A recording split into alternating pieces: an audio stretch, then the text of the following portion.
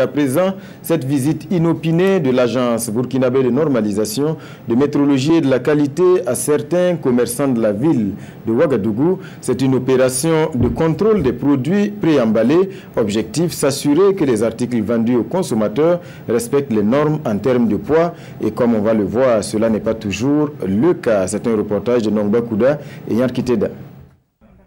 La BNorm, l'agence burkinabé de normalisation de la métrologie et de la qualité, comme son nom l'indique, est la structure nationale chargée des normes.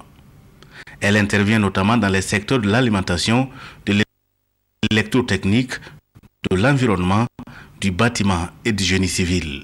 Quand on parle de mesures, notre vie est régie de mille et une manières par les mesures. C'est tellement impliqué dans notre vie quotidienne qu'on n'y prête même plus attention. Quand on part par exemple acheter 1 kg de riz, 1 kg de poisson, bien 1 kg de viande. C'est des mesures. Quand par exemple le policier contrôle la vitesse des véhicules pour garantir notre sécurité, c'est des mesures. Lorsque nous sommes obligés de nous soumettre à des examens médicaux pour garantir notre santé, c'est des mesures. Donc tout ça, c'est des aspects météorologiques que nous vivons, mais nous n'y prêtons pas attention.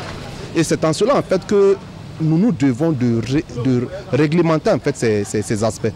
Quand on prend un instrument de mesure, l'État essaie de voir quels sont les points clés sur lesquels ces instruments de mesure se doivent quand même de respecter un certain nombre de spécifications, au nombre desquelles les erreurs. Ce matin, une équipe est en inspection dans la ville de Ouagadougou. Sa cible, les produits préemballés, car non conditionnés devant les consommateurs, le poids nominal inscrit sur les emballages des produits ne reflète pas toujours la réalité.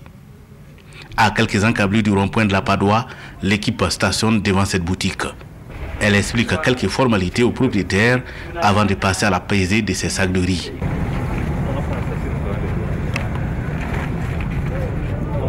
Tu dis 50, 30, un autre sac.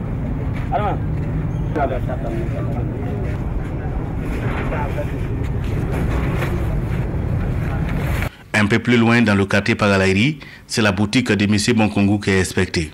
Les agents observent le même procédé sur ces sacs de riz.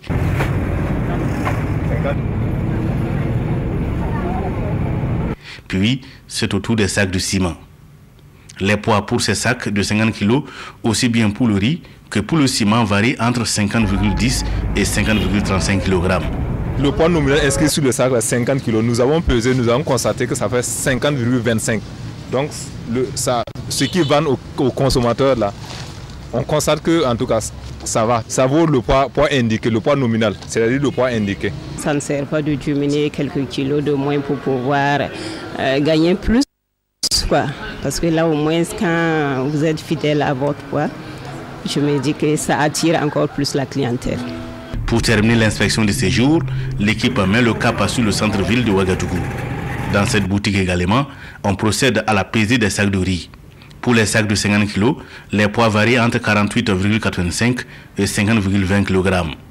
Quand vient la pesée des sacs de 25 kg, les poids n'atteignent pas ce qui est marqué comme poids nominal. Ils tournent entre 24,70 et 24,95. Il y a donc un manque. Le riz, on l'emballe quand il est frais, quand ça prend du temps, quand ça se sèche, je vais dire, voilà, il peut arriver qu'il ait une perte de 2 grammes et 1 gramme. À pareille circonstance, la BNorm prévoit des sanctions.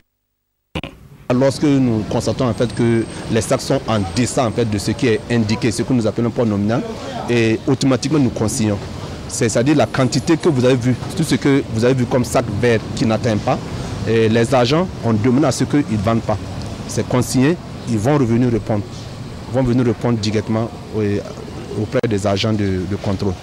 Les sanctions, c'est des sanctions sur la tromperie et elle est régie par la loi 16, portant la concurrence au Burkina Faso.